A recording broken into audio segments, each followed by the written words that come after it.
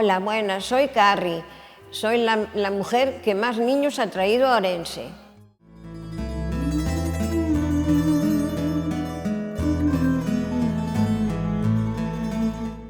Pois eu empecé a ler poesía sendo moi cativa. Regaláronme uns poemarios de Rosalía de Castro. Entón, antes non levabas a tele po cuarto, non había nin play, nin nada. Eu adicábame pois a ler e a aprender as poesías de Rosalía, de Curros, de Celso Emilio, incluso as memorizaba de tantas veces que as leía. E iso, pois, me levou a que despois de tantísimos anos, un día, fai soamente 3 anos, que non levo máis, me dira por empezar a escribir un poema a miña nai. Bueno, María, moitísimas gracias por vir ao noso programa. Ti non eres unha persona de máis de 60 anos, pero eres unha escritora que lle podes decir moitas cousas a xente maior. Podes dicir en que poden empregar o seu tempo e a súa creatividade.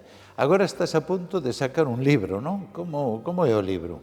Pois é un libro, un canto a Galiza, pois trata un pouco da terra, da nosa lingua, da nosa xente, un pouco falando dos meus antergos, da miña nai, un libro que sai da miña alma, que por eso lle puxen o título Señardades da alma. Señardades da alma. E que é poesía? Si, é poesía. E que é poesía de amor, poesía social, poesía política, poesía... Pois é un pouco de todo. Un pouco de todo. Poesía social, poesía política e poesía de amor. Leva un pouco de todo. Ajá.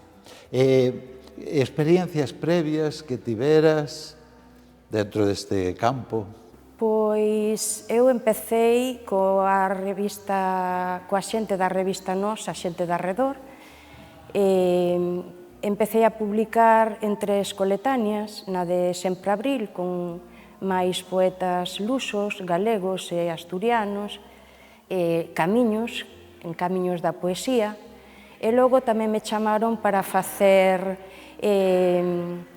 algún relato en revistas de Moaña, na revista Canastro, na revista O Pego, e tamén en Xistral, tamén me pediron uns poemiñas, e nada, así andamos.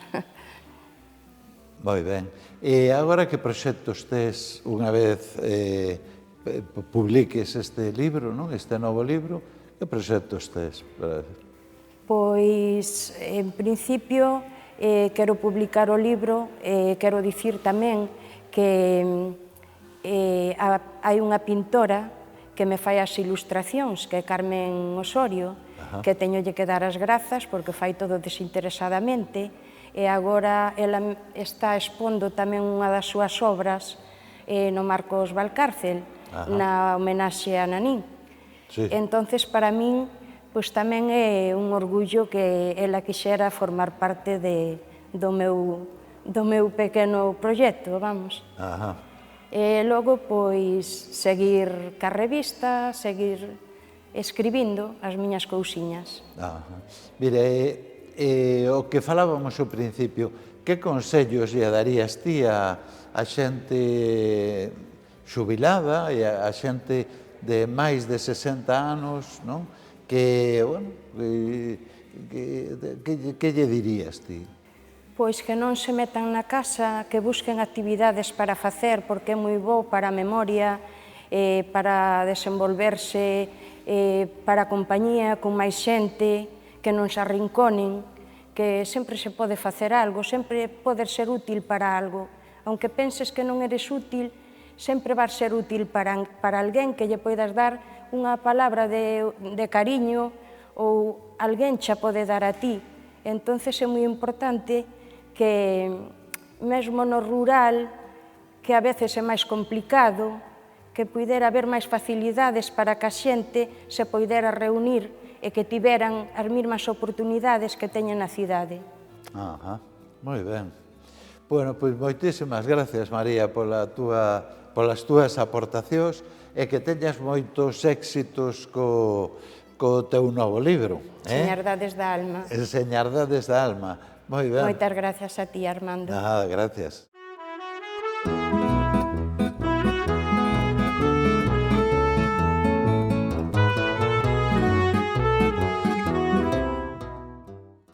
Muy buenas tardes a todos.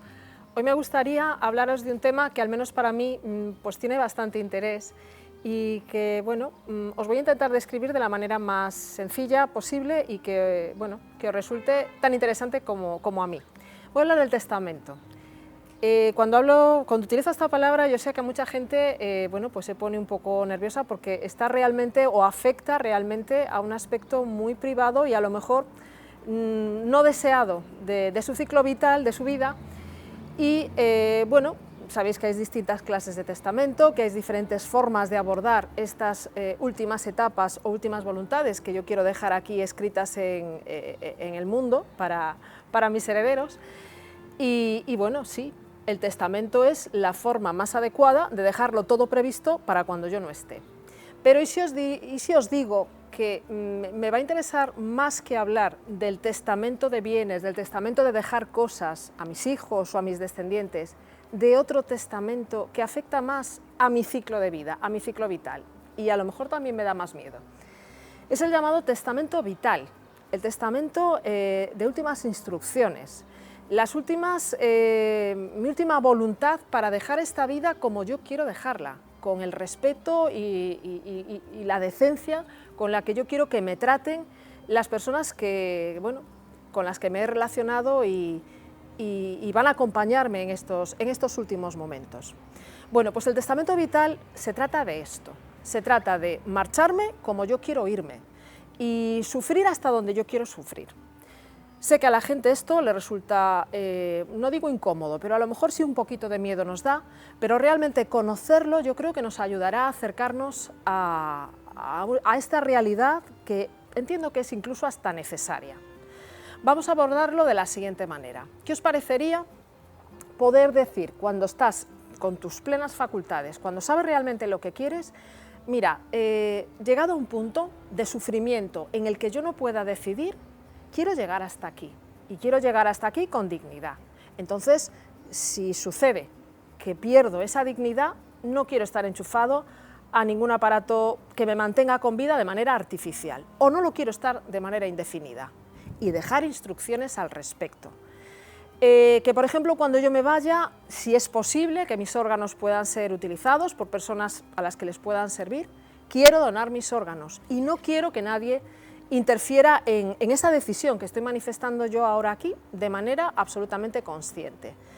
Fijaos lo duro que es esto, sobre todo para mi familia, ¿vale? Porque posiblemente sea esta segunda de las dos cosas que he dicho la que más cueste abordar a los que me quieren, a mis seres queridos, pero yo lo voy a dejar por escrito y quiero que mi voluntad se respete, con lo cual es el medio adecuado que tengo que utilizar.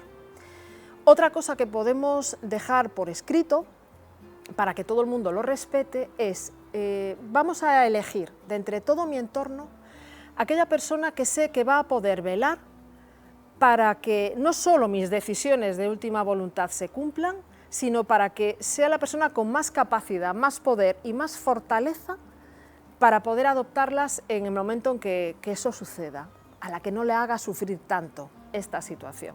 También lo puedo decidir aquí.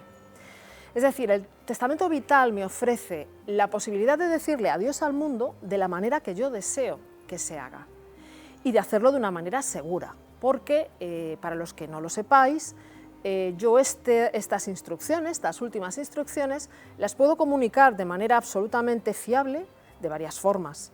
La primera, pues puedo ir a un notario de mi confianza, al que yo le voy a trasladar mis dudas, al que le voy a trasladar mis miedos y que me va a aconsejar la mejor forma de hacerlo. Puedo acudir al Sergas, a un centro de salud, puedo transmitírselo a mi médico de confianza, que también me va a dar el consejo pues más adecuado, e incluso puedo hacer de otra manera, de la más anónima posible, que es servirme yo de los medios informáticos, acceder a la página web del Sergas, de la Seguridad Social, y hacerlo a través de medios telemáticos. Hay más formas, ¿vale? Aquí pues podéis ir a la Consellería de Sanidade, en la avenida de Zamora, y pedir información acerca de cómo podéis transmitir esas últimas instrucciones de vuestra vida. Pero lo que quiero transmitiros es esencial, es importante que nos enfrentemos a una situación que en principio queremos dilatar o dejar para lo más tarde posible, pero que nos va a ayudar a despedirnos de esta vida de la forma que queremos hacerlo, a nosotros y nuestra familia. Entonces, seamos valientes y dejemos esto todo un poco resuelto, solucionado, el círculo cerrado. Os aconsejo que no solamente hagáis el testamento vital, como os he estado explicando, sino también el otro, el testamento que dispone de las otras cosas que ya no son tan importantes, el de las cosas materiales. Pero ambas cosas van a ayudarnos, a nosotros, pero sobre todo a nuestros seres queridos.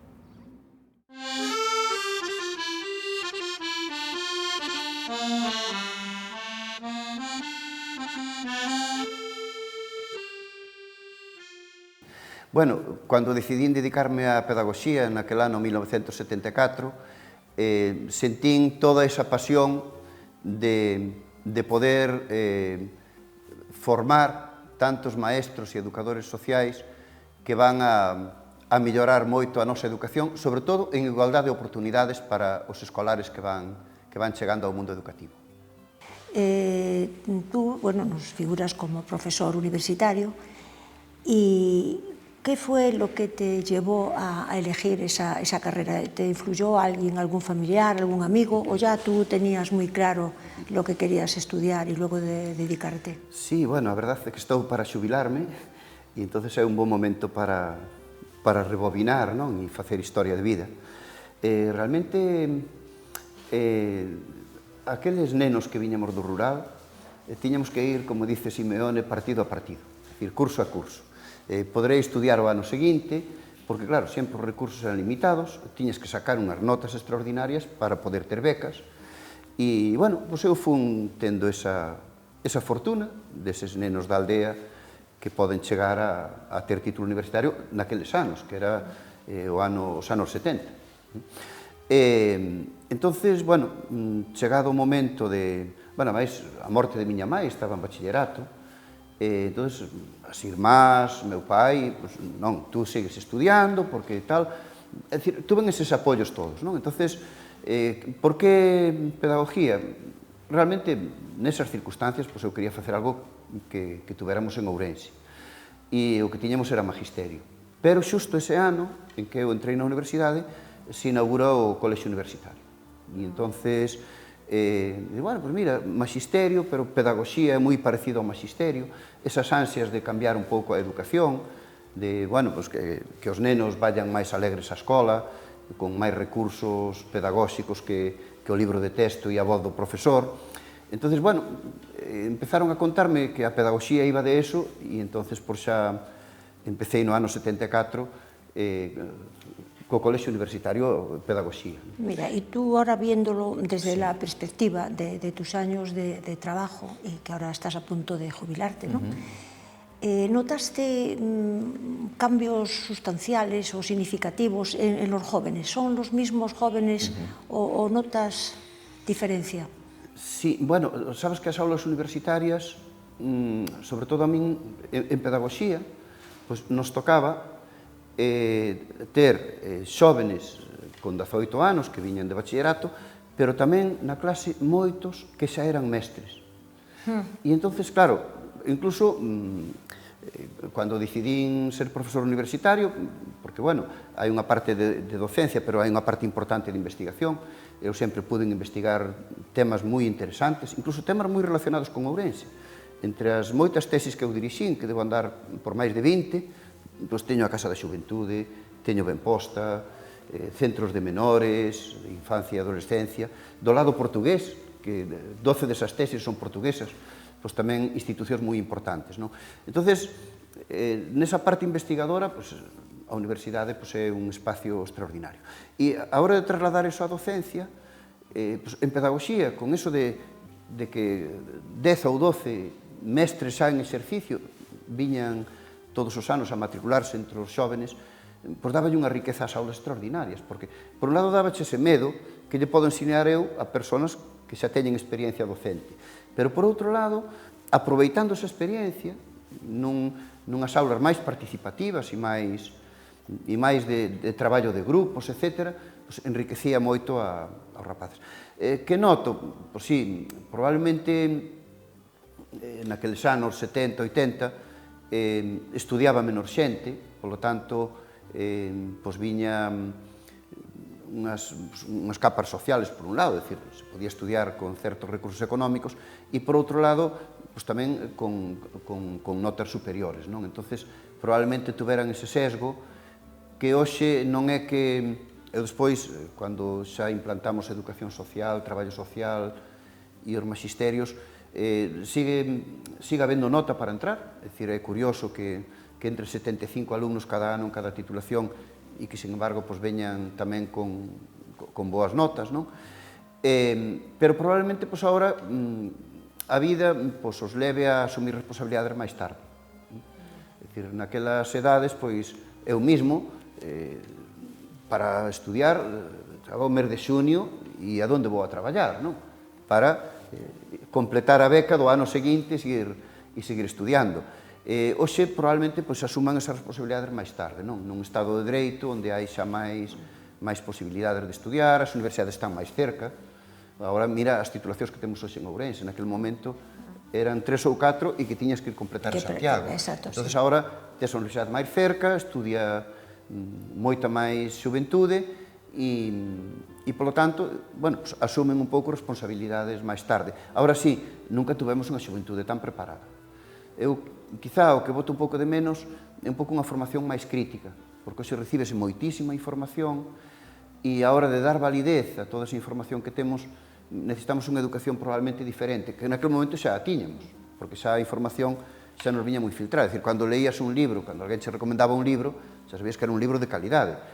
Hoxe, non, vin isto nas redes sociales, ui, e quen o escribe, quen o firma, que dice, porque claro, con tantos bulos e tanta información sin filtrar, pues, a xuventude o ten moito máis difícil, pero sí que ten recursos pues, para facer avanzar moito esta sociedade, non?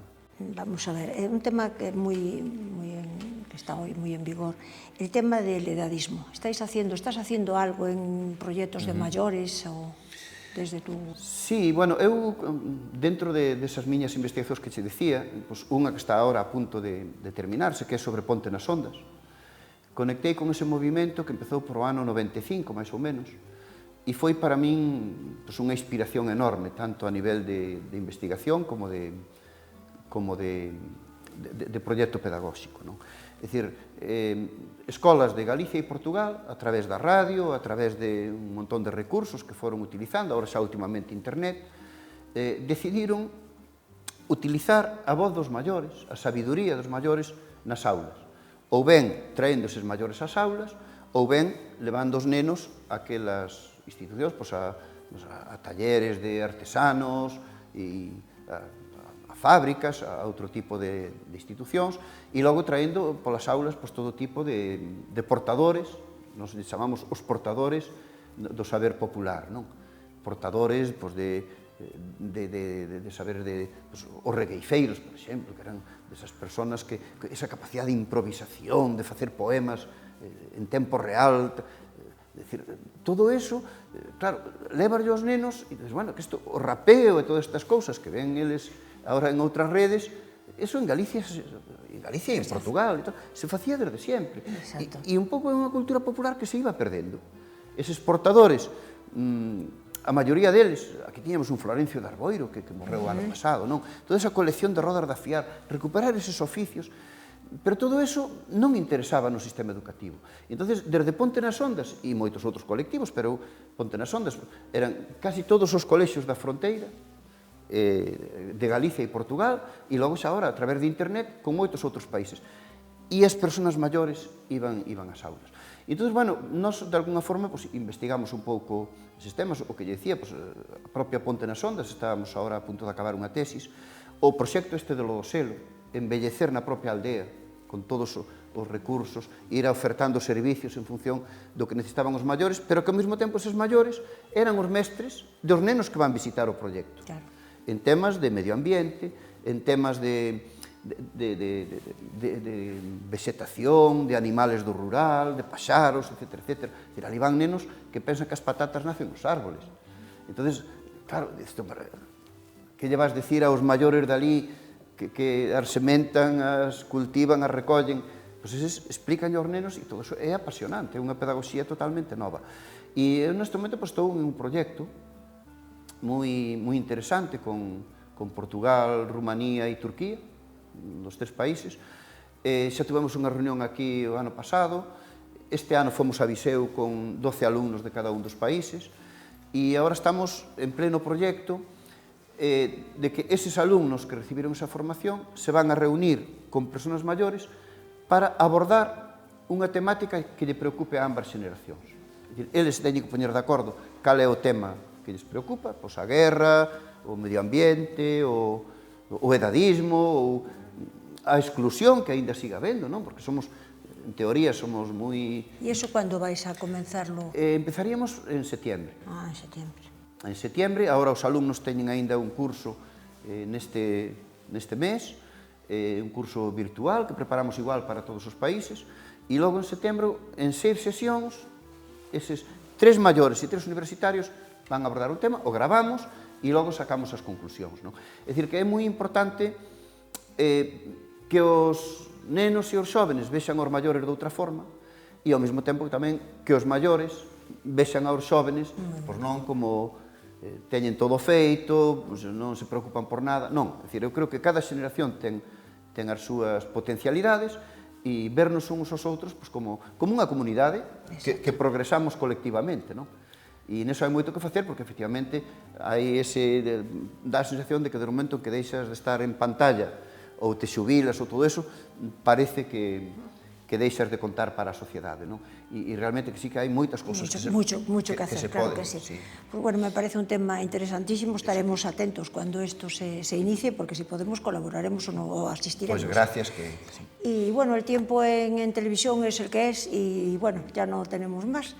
Y muchísimas gracias. Nada, y gracias nos gustaría continuar y sobre todo a partir de septiembre, cuando iniciéis eso, pues esperamos poder volver a contar contigo. Pues moitas gracias. A vosotros, a ti.